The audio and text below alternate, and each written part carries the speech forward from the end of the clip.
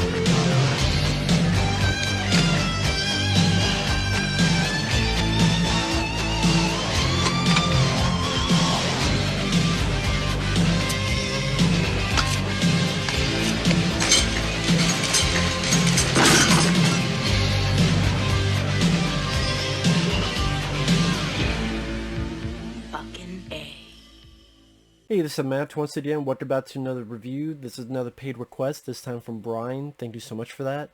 And for those who want to send in pretty much any type of request, feel free to send it either directly to my PayPal or join my Patreon. Both things are down below in the info box. And this is for The Haunted World of El Superbeasto, a Rob Zombie film I had not reviewed, because I reviewed pretty much all of his other stuff. And the thing with Rob Zombie, I liked his music, but I'm not a fan of him directing, but especially not as a writer. And the more I think about it, he's much more of a disservice as a writer than a director. Now, this is an animated film, and I would say at the end of the day, I didn't mind it, only because it's a short film. It's an hour and 15 minutes, if that. And you have this wall-to-wall animation of adult R-rated material that would make you think of Liquid Television or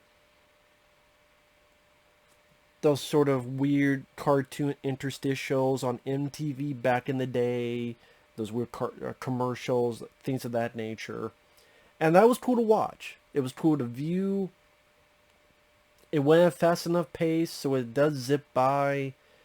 And there's a lot of movie references. I mean, you get blinking you miss it cameos by Jason Voorhees and a Xenomorph, and you get Nazi zombies, and you have Michael Myers. Someone hits Michael Myers with a car.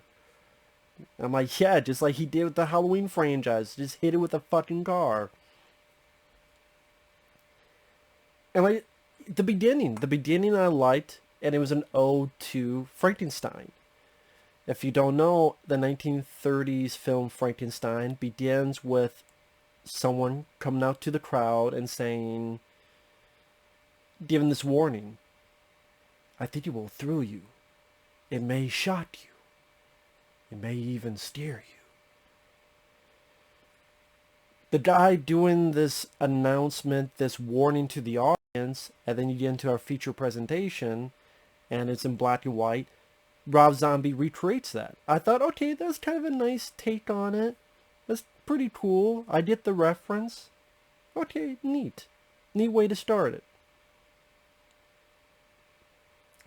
And once in a while you hear recognizable voices. Ken Foray, Danny Trejo, Bill Moseley, Paul Giamatti's your villain, Dr. Satan.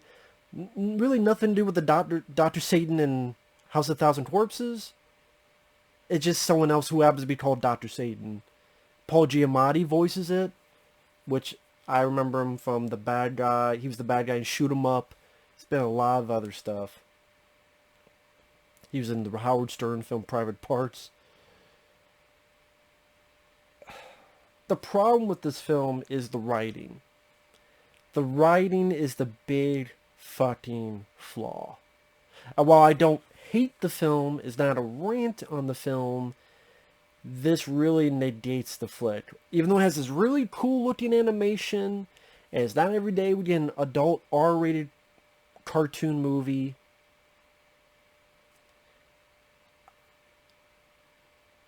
So it doesn't hold back on nudity and violence and cursing. It is one of those things where, number one, you don't care about the lead. The lead character, who I believe is voiced by a comedian, which I haven't seen much of his material. Yet his name is also on the writing credits as well as Rob Zombie. I'm guessing he wrote most of his role as this guy who wears a mask. But he's so ineffectual. He's so ineffective as a hero, as a lead. He really doesn't do anything to save the day. I guess that's part of the joke. You first see him as a casting agent to cast these women to make this movie as a porn. And you see him fucking a bunch of girls.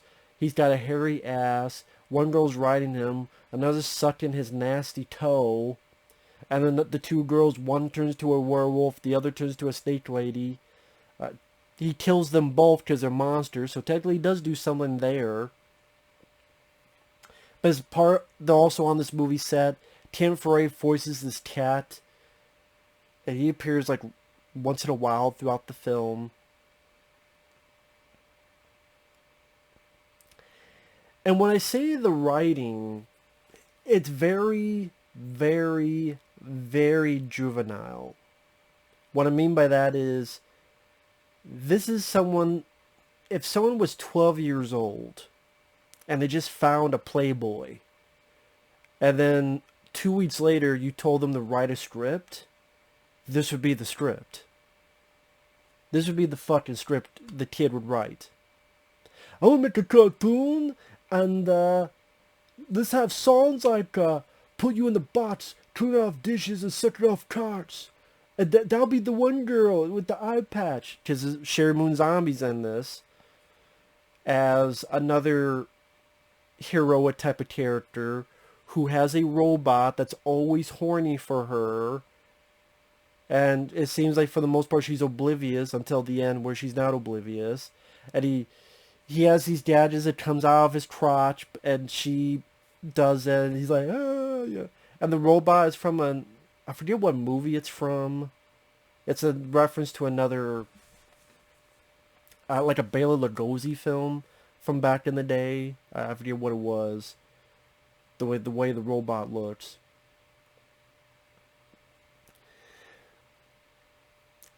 And I'll tell you more about the writing before I go off. Paul Giamatti's Dr. Satan. The first time you see him, you think he's dead mad. He's straining on a toilet. Straining on a toilet. Or when it talks about his plan. The plan is he needs to find the right lady who's got the mark of the beast 666 on her backside. And then he's supposed to marry her. And by marrying her, he gets this power and then becomes super Satan. And will rule the world. So him explaining this about how he wants to have a meat pole ride. Because the mark on the backside. And the animation is done in the vein of, remember Schoolhouse Rock?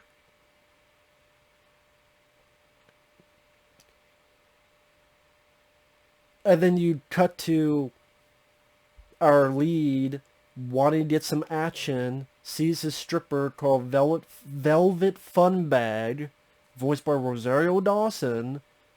That's her name, Velvet Funbag. And the song's going, she's the one you read about in girly magazines. Well, you get your wiener in your hand. She'd have fucked you right in half. And you see her, and like her tits are blowing up and back. Her ass is blowing up and back.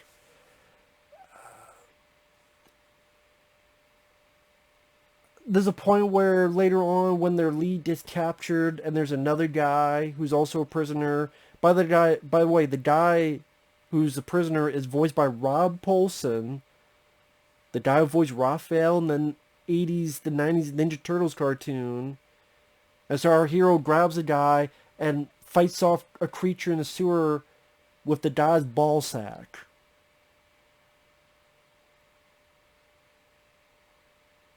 And that's what I mean, is like, is going at a rapid enough pace of enjoying the energy and the references. I mean, there's a point when the wedding does happen later on. Dr. Phibes, Vincent Price character from The Abominable Dr. Phibes makes an appearance. He's playing the piano. Okay, nice fun reference. But the fucking movie ends with a goddamn song in the middle of the end credits. It stops and there's a guy singing dick soup, cod salad, dick soup. I'm like, what the fuck? That's what I mean. Like, it's like, oh, I'm doing an adult R-rated material. Okay, cool. There may be some nudity. I like heavy metal. It's not that I'm totally against that. I love heavy metal from the 80s. You got tits and stuff. The way John Candy as Den, after going through and now he's, oh my god, look at my junk. But it's just overkill. It's overkill and it doesn't stop doing it. So, yes, I didn't mind some of the humor. The hero's ringtone on his phone is Domo arigato, Mr. Roboto. Okay, that was cute. I didn't mind that. You have this ape who works with Dr. Satan. It's an ape, but he's got something on his head, so he's smart. He reminded me of the fucking ape in George of the Jungle. The Brendan Fraser film. Because that's an ape, but he talks, and it's voiced by John Cleese here. I forget who voiced it, but it reminded me of that. And when he grabs the girl they're supposed to get to Dr. Satan, as they're going, she farts in his face, and she goes, even my ass is bored. Like, this is the writing in this movie. This is the dialogue in this movie. This is the jokes in this movie. And I'm not really doing a good job of selling it, I guess for a reason. I would say this, watch the trailer. Watch the trailer. Hey, you have some time, an hour and 10 minutes to kill. You see some wall-to-wall inventive animation. That's one highlight I'll give it. A bunch of cameos or references. And like I said, Bill Moseley shows up, pretty much his character from The Devil's Rejects and House of Thousand Corpses. Sid Haig also shows up as his character from there in one or two scenes. I think one scene. I think, oh, what's his name? Jeffrey Lewis. Jeffrey Lewis, he worked with Clint Eastwood in Every Which Way But Loose and Any Which Way You Can. He worked with Jean-Claude Van Damme in Double Impact. He was the one guy that raised Chad in Los Angeles. And the both of them go to find Alex in Hong Kong. That's Jeffrey Lewis in Double Impact. He voices a character that pretty much, think of Droopy the dog if he was human. That's kind of the way he's talking. And he controls an elevator.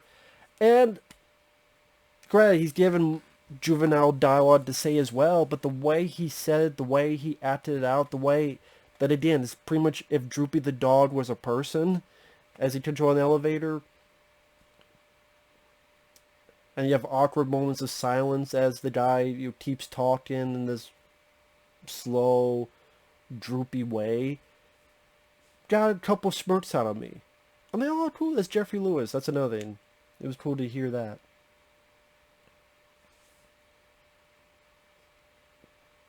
Danny Trejo, he plays someone who, in a way, is family to our lead. Because he goes back, and how come you haven't been here for a while? And you need to do something if we're going to try to help.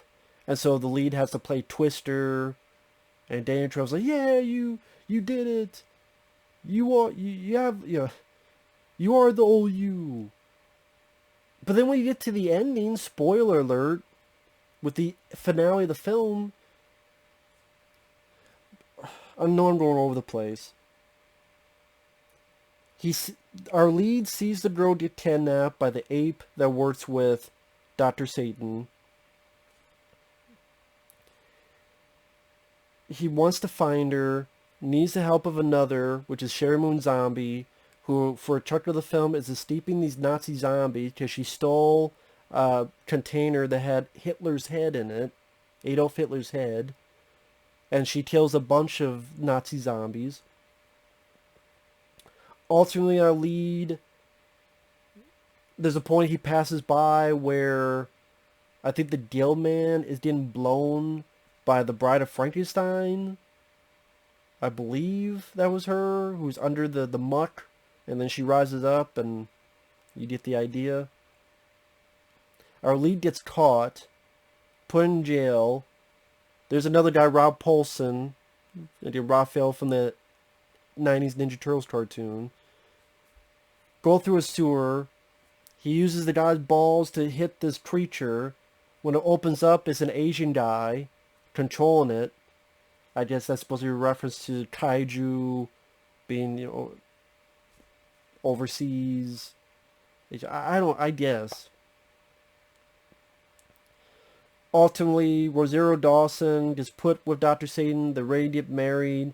Rosario Dawson is talking very, oh, no, you didn't. That's the way she talks. What you talking about, girlfriend? Like this, the whole stereotypical attitude. But granted, the character is white, but it's voiced by Rosario Dawson. So I guess that's the thing, is that it's a white character, but it's voiced by Rosario Dawson, but it's talking like, oh, no, you didn't. Like, nah, you fucking skank. You ain't going out with my girlfriend. I'm gonna scratch your eyes out with my fingernails. I mean, it's whatever.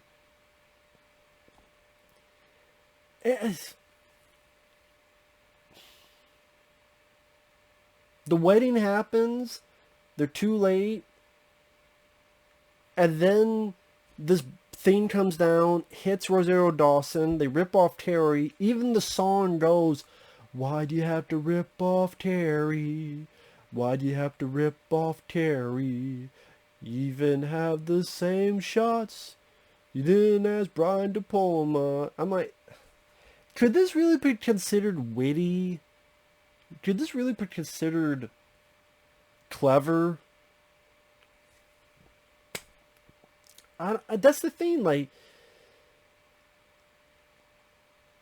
it was just nice to see an R-rated animated film with this art style, this animation style, with this gusto of energy. And like I said, like the Frankenstein reference at the beginning, and just the writing kept letting it down. The writing really kept letting it down. Dick soup, cod salad. And listen, even the characters, like the lead, doesn't do shit at the end. Just Super Saiyan becomes big, wrecking the city, and trying to be outrageous. So it eats a baby, kills cats, kills Santa Claus. All the stuff you're not supposed to do.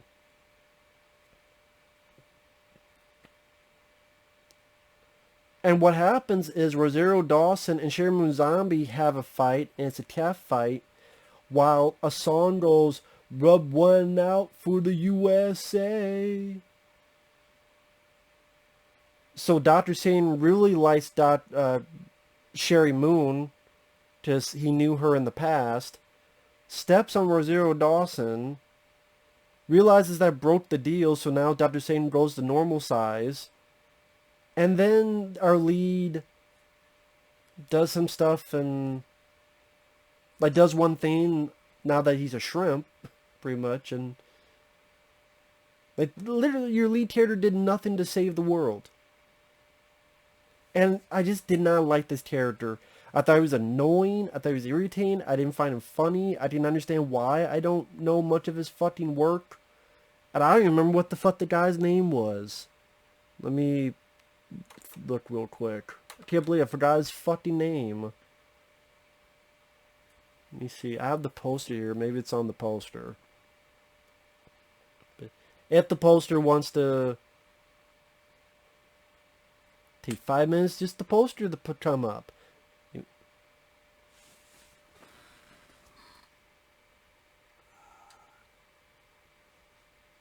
No. Does he want to say on the poster? I'll look it up real quick because it'll bother me if I don't. I apologize. So that's why the video's going to get a little bit confuddled. Should have done this earlier. But yeah, just the ride. Just Juvenile was fine. Again, I liked fucking heavy metal from 1982. But it just went so overboard that just a lot of Rob Zombie's writing. That's the biggest issue with Rob Zombie, is the way he writes. Tom Papa, which I didn't know who the fuck Tom Papa was. Tom Papa Now? Tom Papa Wow? Like, who the fuck is Tom Papa? He helped write the film. He was the lead as El Superbeasto. I'm like, who the fuck is this guy?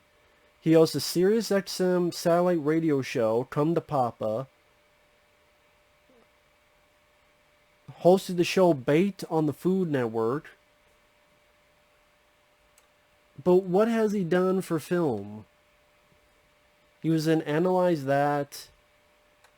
I guess he had a role in 3 from Hell after this, just Rob Zombie. I guess he was in the film Top 5. I don't know who the fuck this guy is. Stand-up comedian.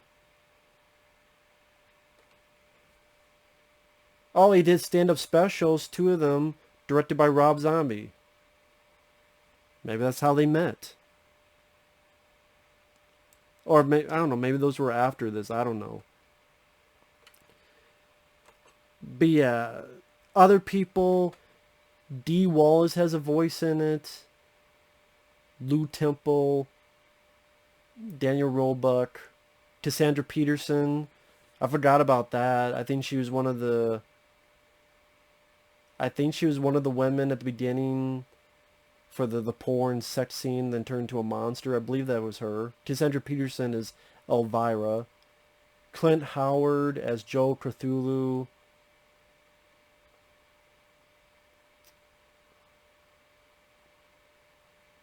I think that was like the octopus type thing who ran the bar.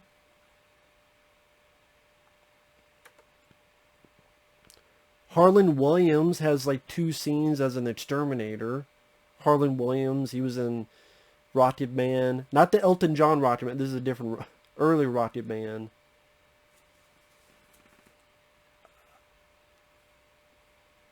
I'm trying to see the production.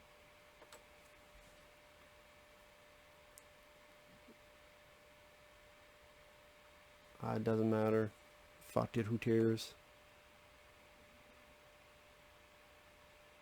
Like I said, if you like the film, that's cool. This was done, it was released, I should say, in 2009, in between, well, the same year as Halloween 2. After this, he did Lords of Salem, 31, 3 from Hell. God, I'm just... Even this one, I would consider this is the one I would rather watch compared to the others, because it's a short movie. But even I'm not giving it that. He's just a terrible writer. Rob Zombie, I'm going to state on record. I'll end it with this. Go watch the trailer.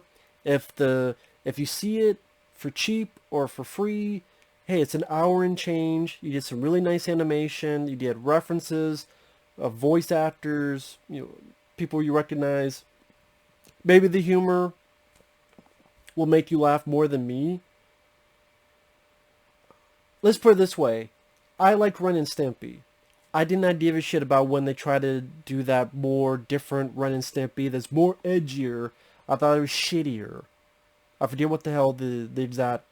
Someone in the comments maybe can write what it was. That's kind of what it is. Like, Rob Zombie is the worst fucking... Well, it's hard to say the worst. He is one of the worst writers in films. I will say that. Rob Zombie, I think, is one of the worst writers when it comes to dialogue and more so.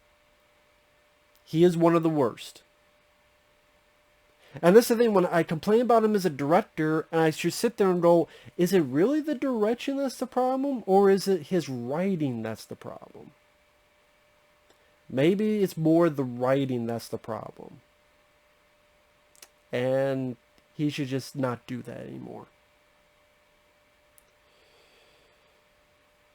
Or granted, direction still falls because that's him being in control of the production, so he still falls into that as well. Just, yeah. We'll see you guys later. Bye-bye.